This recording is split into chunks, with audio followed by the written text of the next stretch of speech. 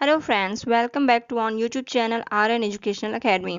Friends, हम करेंगे आज एक प्रैक्टिस सेट, सी टेट का प्रैक्टिस सेट। जैसा कि आप स्क्रीन पर देख रहे हैं, सी टेट का प्रैक्टिस सेट है, जिसमें दोस्तों हम कर चुके हैं साइकोलॉजी का जो पार्ट है, ये हम कर चुके हैं। आप हमारी पिछली वीडियो पर जाकर देखिएगा। ये 30 क्वेश्चंस किया जा चुका है। अब हम आगे बढ़ेंगे दोस्तों और करेंगे आज अपना हिंदी का प्रैक्टिस। जैसा कि आप सभी जानते हैं, सी टेट 150 क्वेश्चंस होते हैं, जिसमें 30 पार्ट, 5 पार्ट होते हैं, 5 पार्ट्स, जिसमें 30 करके डिवाइड होता है। तो 30 क्वेश्चंस तो हम कर चुके हैं, जो कि हमारे थे साइकोलॉजी से, सीडीपी के। तो हो चुका है दोस्तों, 2 पार्ट में गया है वो वीडियो। हम अब करेंगे नेक्स्ट सेगमेंट अपना, ये हिंदी का। जैसा कि आप देख पा रहे हैं स्क्रीन पर, हिंदी। तो दोस्तों, हिंदी के कुछ मोस्ट इंपॉर्टेंट क्वेश्चंस यहाँ पर देखेंगे। ये प्रैक्टिस सेट है दोस्तों, और काफ़ी क्वेश्चंस बनते हैं आपके प्रीवियस ईयर के पेपर से। तो यहाँ से आपको एक आइडिया मिलेगा किस तरीके से पेपर बनते हैं। 4 ऑप्शन में से हम एक ऑप्शन कैसे निकालते हैं, और 100% आप अगर इस तरीके पेपर करते हैं तो आपकी प्रैक्टिस बनती है और आप 100% क्लियर कर पाओगे अपना सीटेट। क्योंकि ऐसे ही क्वेश्चन आते हैं, और काफ़ी कुछ चांस रहता है कि इनमें से कई क्वेश्चंस आ जाएं, क्योंकि क्वेश्चन सीटेट में रिपीटेड भी होते हैं। तो दोस्तों, हम शुरू करते हैं। मैं सरिता पांडे आप सभी के साथ आज देखेंगे हिंदी की क्लास। दोस्तों नमस्कार आप सभी को। चलिए स्टार्ट करते हैं अपनी हिंदी की क्लास। दोस्तों, पहला क्वेश्चन है जो कि 31 है। लगभग 2 साल के बच्चे तार वाली भाषा, टेलीग्राफिक स्पीच, तार वाली जो भाषा होती है उसको क्या कहते हैं? टेलीग्राफिक स्पीच का प्रयोग करते हैं। तार वाली भाषा का अर्थ है, 4 ऑप्शन है आपके पास। तार में प्रयुक्त होने वाले शब्दों का प्रयोग, दूसरा है अंग्रेजी शब्दों का प्रयोग, तीसरा है संक्षिप्त वाक्यों का प्रयोग करना, और चौथा है मुख्य अर्थ को व्यक्त करने वाले संज्ञा, क्रिया, विशेषण आदि 2 शब्दों वाली अभिव्यक्ति। तो दोस्तों देखिए, सबसे बेस्ट ऑप्शन पे जाना होगा। जैसे कि आप ऊपर देख रहे हैं, लिखा है उत्तर देने के लिए सबसे उचित विकल्प चुनें। तो यहाँ पर हम आपको बताएं कि पहले टेलीग्राफिक स्पीच क्या होती है, तार वाली भाषा का अर्थ क्या है। दोस्तों, तार वाली भाषा का अर्थ होता है कि ऐसी भाषा जिसका मतलब अर्थ बच्चों को व्यक्त करने का एक तरीका, ना कि सिर्फ ये कह देना कि मतलब कुछ भी बोल करके जो हम मौखिक रूप से पढ़ाते हैं, उस मौखिक रूप से पढ़ाने का जो तरीका है वो टेलीग्राफिक स्पीच के थ्रू कराई जाए, जिसमें उन शब्दों का अर्थ निकल कर आता है, और वो तकरीबन 2 ही शब्द वाले हों।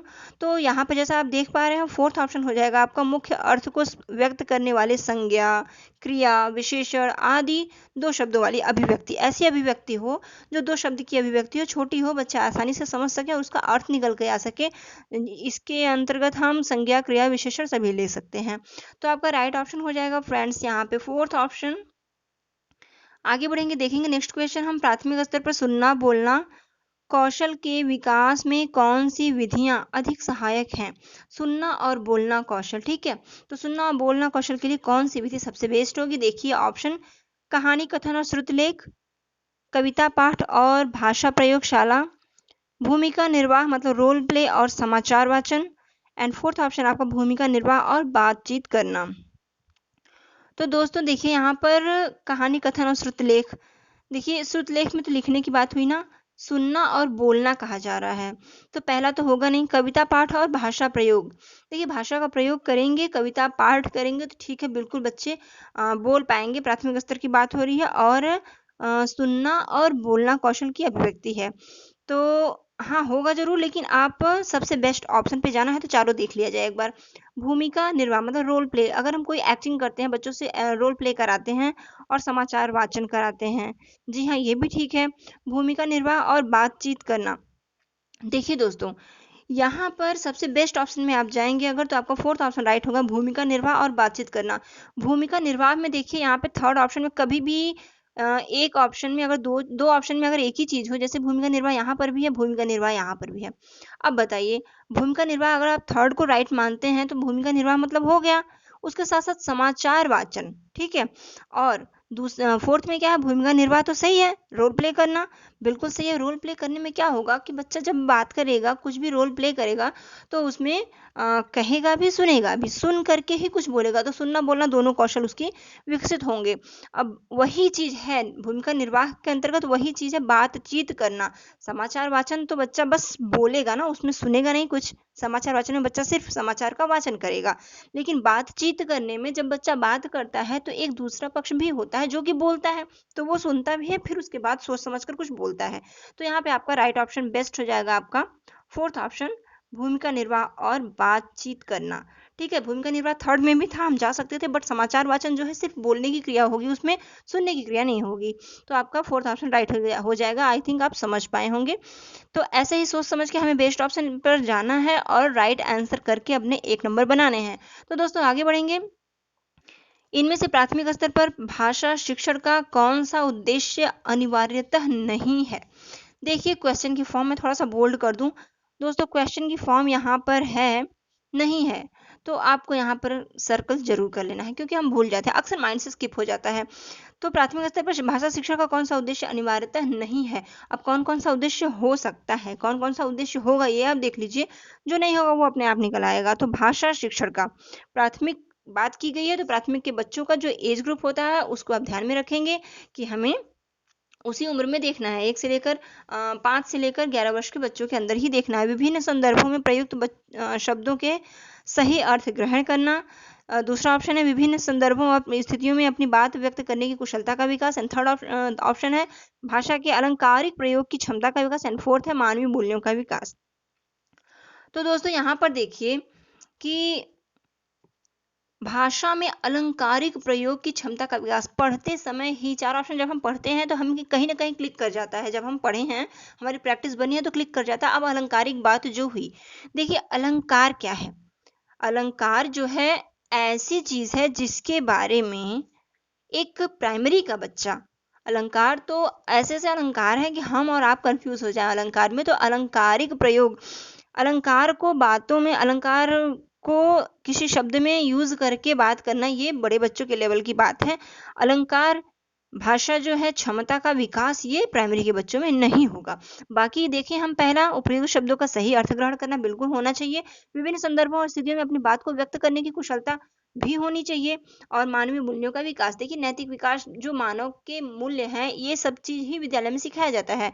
घर से बच्चा जब विद्यालय में आता है तो वहाँ पे इन चीजों को विकसित किया जाता है। मानवीय मूल्यों का विकास किया जाता है कि बच्चे को कैसे होना चाहिए, किसके साथ कैसा व्यवहार होना चाहिए, और सही अर्थ ग्रहण करना, कुशलता आप समझ पाएंगे। दो सभी सही है, बट भाषा के अलंकारिक मूल्यों की जो क्षमता होती है, भाषा को अलंकारिक प्रयोग, भाषा में अलंकार का प्रयोग करके बोलने की जो क्षमता होती है, ये इसका विकास जो है बड़े बच्चों में आएगा, ना कि छोटे बच्चों में। बात हो रही है यहाँ पे प्राथमिक स्तर की, साफ साफ लिखा हुआ है प्राथमिक स्तर की, तो यही नहीं होगा, अनिवार्यता नहीं है, बिल्कुल भी अनिवार्य नहीं है बच्चों में कि बच्चे अपनी बातों को स्पष्ट कह दें, अपने अभिव्यक्ति कर दें। यही बहुत बात है, अपने तरीके से, अपनी मातृभाषा में, न कि अलंकार का प्रयोग करके। अलंकार का प्रयोग करके हम शिक्षक लोग कह सकते हैं, लेकिन छोटे बच्चों से नहीं। ऐसे स्थान पर कहीं स्पीच देना है, कहीं बात करनी है, कहीं वैसा एक व्यक्ति विशेष संगठन है, तो वहां पर अलंकारिक भाषा का प्रयोग किया जा सकता है, बट बच्चे नहीं करेंगे। तो यही आपका सबसे बेस्ट हो जाएगा, third option is the right. I hope आप काफी बेहतर समझ पाए होंगे। देखिए नेक्स्ट क्वेश्चन है, उपचारात्मक शिक्षण का उद्देश्य है। उपचारात्मक शिक्षण का उद्देश्य क्या है? देखिए उपचारात्मक शिक्षण होता है क्या है? निगमनात्मक शिक्षण होता है और उपचारात्मक शिक्षण होता है। छात्रों की प्रारंभिक त्रुटियों में सुधार करना, छात्रों की ज्ञान संबंधी त्रुटियों को दूर करना, छात्रों में आत्मविश्वास जगाना, और ये सभी। तो उपचारात्मक शिक्षण में देखिए ये सारे जो दिए गए हैं, कैसे दिए गए हैं? छात्रों की प्रारंभिक त्रुटियों में सुधार करना। हाँ दोस्तों, जो बच्चों में कमी रह जाती है, निदानात्मक चिंतन कहते हैं ना, निदानात्मक शिक्षण और उपचारात्मक शिक्षण। निदान करना का मतलब त्रुटियों का पता लगाना, तो जो त्रुटि रह जाती है, और फिर उसके बाद उपचारात्मक शिक्षण का मतलब कि उन त्रुटियों का पता लगाकर उनका निदान करने के बाद उसका उपचार करना, उनको कैसे ठीक किया जा सके, ये होता है उपचारात्मक शिक्षण। तो पहला ही ऑप्शन है छात्रों की प्रारंभिक त्रुटियों में सुधार करना। जी हाँ, ये पहला हो जाएगा,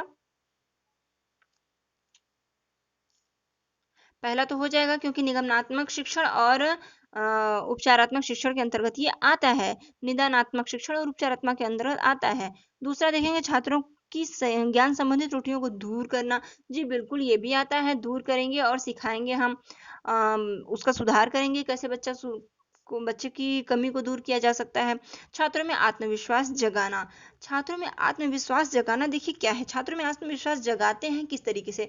अगर बच्चे में कमी है और उस कमी को आपने बता दिया कि अरे नहीं तुमने तो गलत किया है, ऐसे नहीं होगा, आपने डांट और फटकार दिया, तो बच्चा वहीं पर उसकी एक्टिविटी खत्म हो जाएगी, बच्चा का जिज्ञासुपन खत्म हो जाएगा, बच्चा नीरस हो जाएगा कि नहीं मुझे नहीं आता, मैं नहीं कर पाऊंगा। बट वहां पे क्या है, छात्रों में आत्मविश्वास आप जगाएंगे किस प्रकार, आप उसकी कमी को खुद देखिए और आप वो उसे कैसे सुधारना है ये बच्चे को बता दीजिए, ना कि आप ये इंगित करें कि नहीं गलत है तुम्हारा। तो इस प्रकार आत्मविश्वास जागता है अगर बच्चों में उसको, उस गलती को आप देखिए कि गलत है, बच्चे को न बताते हुए आप उसे और कैसे बेहतर कर सकते हैं ये आप बताएंगे, तो बच्चे का आत्मविश्वास बढ़ेगा। तो ये तीनों हो जाएगा दोस्तों, आई थिंक आप समझ पाए होंगे, ये तीनों हो जाएगा उपचारात्मक शिक्षण का उद्देश्य। आगे बढ़ेंगे, फोर्थ ऑप्शन सही हो गया। इसमें हिंदी भाषा की परीक्षा में किसी विषय की सामान्य समझ की जांच के लिए किस प्रकार के प्रश्नों का प्रयोग सर्वाधिक उपयुक्त होता है। हिंदी भाषा की परीक्षा की बात हो रही है, किस प्रकार की जांच सबसे ज्यादा बेस्ट होती है, सबसे ज्यादा बेस्ट होती है, बताइए कौन सी जांच सबसे ज्यादा बेस्ट होती है दोस्तों। अति लघु उत्तरीय प्रश्न, वस्तुनिष्ठ प्रश्न, निबंधात्मक प्रश्न और ये सभी। हिंदी भाषा की जो परीक्षा होती है, सामान्य समझ की जांच की बात की जा रही है, सामान्य समझ की जांच, यही क्वेश्चन फंसा रहा है आपको। सामान्य समझ की जांच के लिए किस प्रकार के प्रश्नों का प्रयोग सर्वाधिक उपयुक्त होता है। देखिए क्वेश्चन को 2 से 3 बार पढ़िए, क्वेश्चन में ही आंसर छुपा होता है, समझने की प्रक्रिया आपको वहीं से पता चलती है। सामान्य समझ की जांच कह रही है, न कि विशिष्ट, ना ही एकदम फैक्ट जैसे हमारी होती है, ऑब्जेक्टिव क्वेश्चंस होते हैं टेट सी टेट के, तो उसमें देखिए सामान्य समझ आपका नहीं लिया जाता है। वस्तुनिष्ठ क्वेश्चन इसलिए होते हैं, ऑब्जेक्टिव क्वेश्चन इसलिए होते हैं कि आपके जांच को परखा, आपके ज्ञान को परखा जा सके। आपको कंफ्यूजन भी होता है वहां पे 4 ऑप्शन में, अगर आपको ज्ञान सही नहीं है तो। बल्कि अति लघु उत्तरीय प्रश्न जो होंगे उसमें आपकी सामान्य ज्ञान, आपका जो भी थोड़ा बहुत उस विषय के बारे में आपको ज्ञान है, आप उसे छोटे से शब्दों में एक लाइन में आप लिख दीजिए, अति लघु उत्तरीय प्रश्न। तो सामान्य जांच की बात हुई यहाँ पे दोस्तों, सामान्य समझ की जांच के लिए हो जाएगा आपका फर्स्ट ऑप्शन, अति लघु उत्तरीय प्रश्न। ओके, आगे बढ़ेंगे।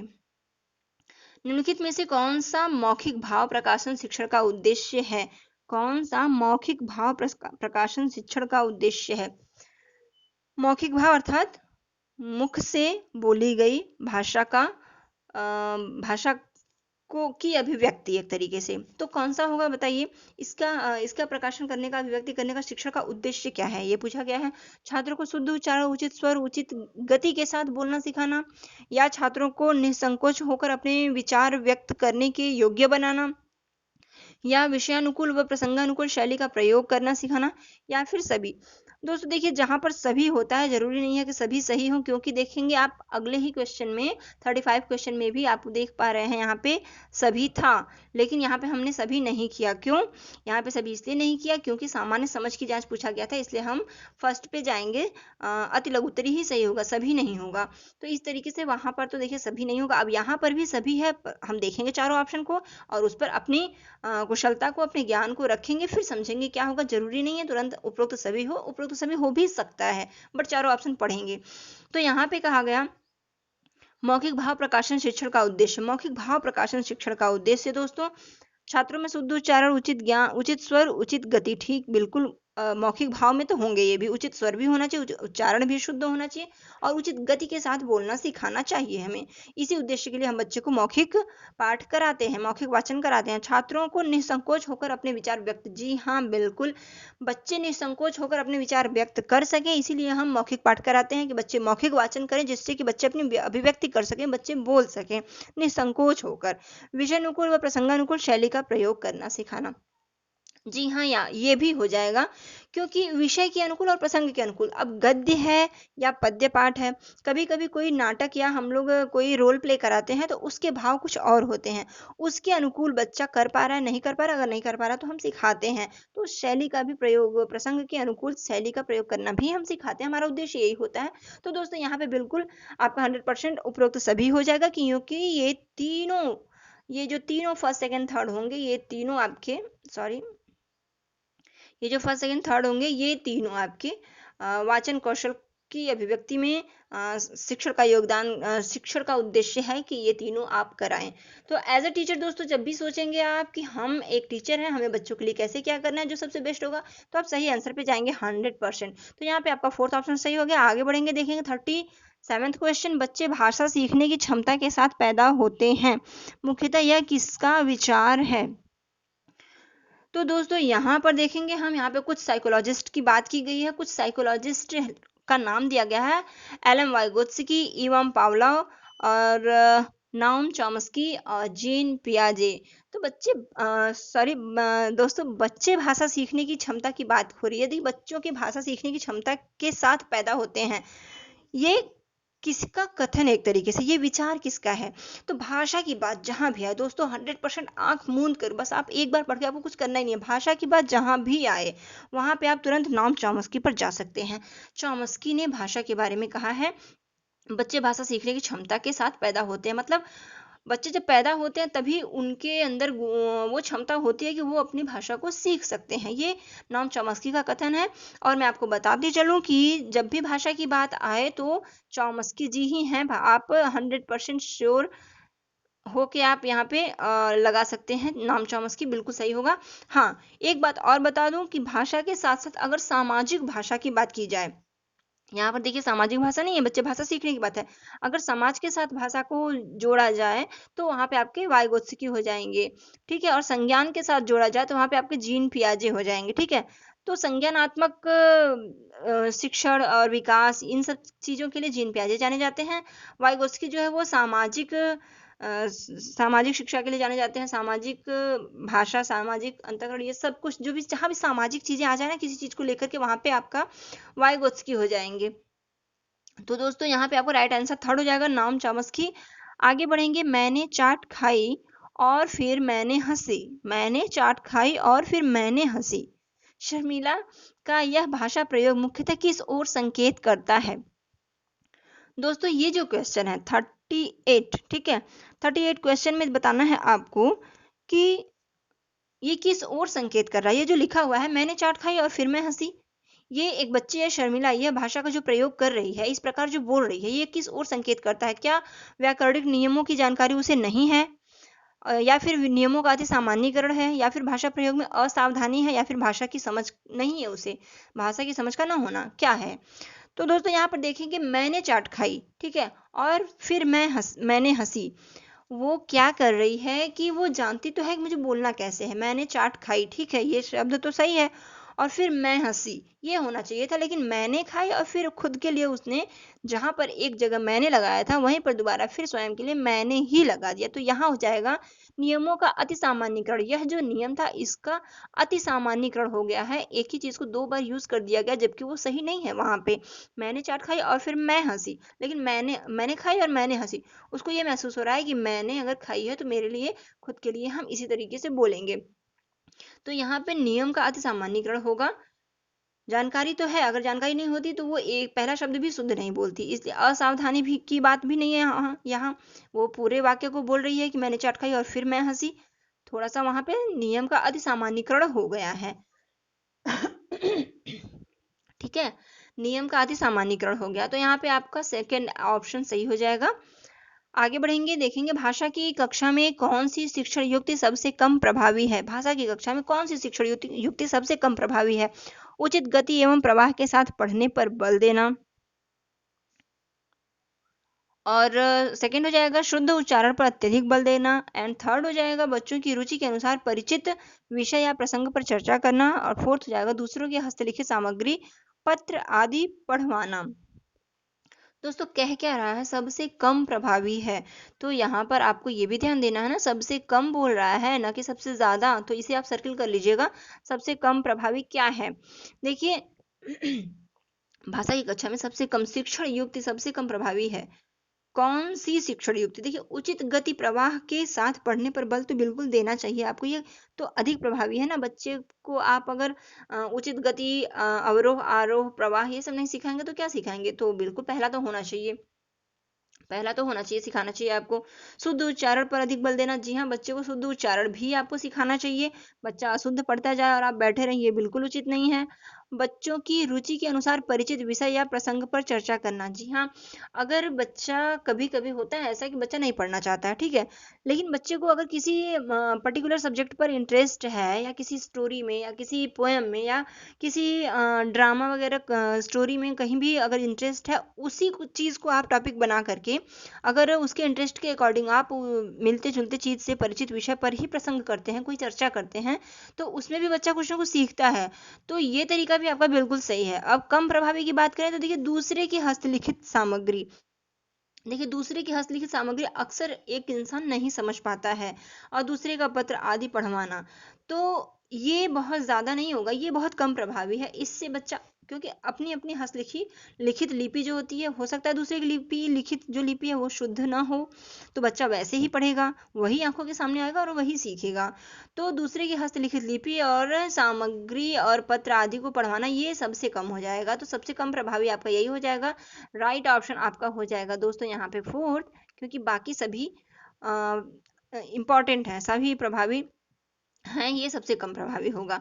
हालांकि बच्चा को आप पढ़ाएंगे तो पढ़ तो सकता है, आपका वाचन शिक्षण भाषा का तो होगा, लेकिन सबसे कम प्रभावी लिखा गया था, तो यही हो जाएगा। नेक्स्ट क्वेश्चन है आपका, लेखन कुशलता का विकास करने में सबसे कम महत्वपूर्ण है। लेखन कुशलता का विकास करने में सबसे कम महत्वपूर्ण क्या है? सबसे कम महत्वपूर्ण, देखिए यहाँ पर भी ध्यान दीजिएगा, कम दिया गया है दोस्तों, तो यहाँ पर हम इसे भी सर्कल कर लेंगे। सबसे कम महत्वपूर्ण देखना है लेखन कुशलता के विकास के लिए क्या ऐसा है जिसका हम यूज करके बच्चे की लेखन कुशलता को हम बढ़ा सकते हैं। तो प्रतिलिपि, ठीक, और अधूरी कहानी को पूरा करना, कहानी, कविता आदि का सृजनात्मक लेखन, और आंखों देखी घटनाओं को लिखना।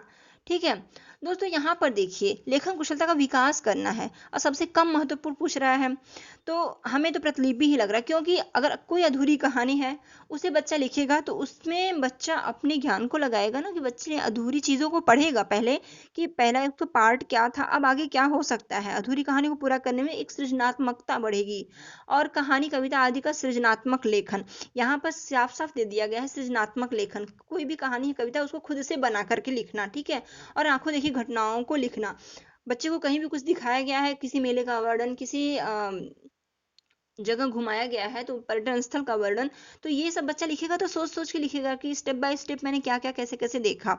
तो ये लिखने की जो कुशलता है, इसमें बच्चा अपने हिसाब से लिखेगा, बच्चे की सृजनात्मकता बढ़ेगी, जिज्ञासु होगा बच्चा, बहुत कुछ सोच समझ के साथ लिखेगा। तो आपको हर एक उस ऑप्शन पे जाना है जो बच्चे की सृजनात्मकता का विकास करता है, ठीक है।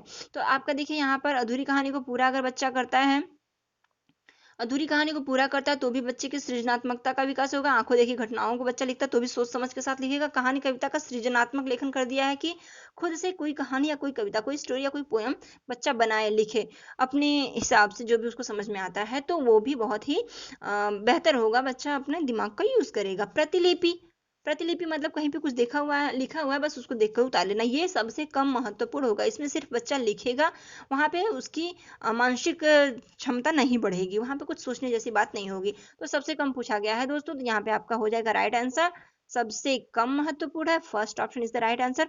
दोस्तों बहुत ज्यादा टाइम हो चुका है, तो आज का ये वीडियो हम यही समाप्त करते हैं। इसके आगे 40 के आगे अब हम 41 से आगे कराएंगे नेक्स्ट वीडियो में। सो फ्रेंड्स, आज के लिए बस इतना ही। चलिए नेक्स्ट वीडियो में फिर मिलते हैं हिंदी के अगले क्वेश्चंस को ले करके, जो कि बहुत इंपॉर्टेंट है, तो देखिएगा जरूर दोस्तों, बने रहिएगा हमारे साथ। अगर आप नए विजिटर हैं तो प्लीज सब्सक्राइब कर लीजिए आर्यन एजुकेशनल अकेडमी को, और बेल आइकन को प्रेस कर दीजिए, जिससे कि आपको हमारे नोटिफिकेशंस मिलते जाएं। ऑल बटन पर टच कीजिएगा। सो फ्रेंड्स, कैसा लगा हमारे ये प्रयास, हम समझाने की कोशिश करते हैं दोस्तों। अगर आप ऐसे ही प्रैक्टिस में बने रहेंगे तो 100% आप फर्स्ट अटेम्प्ट में अपना सीटेट क्लियर कर पाएंगे। सो फ्रेंड्स, आज के लिए बस इतना ही, धन्यवाद। नेक्स्ट वीडियो में फिर मिलते हैं, बाय बाय।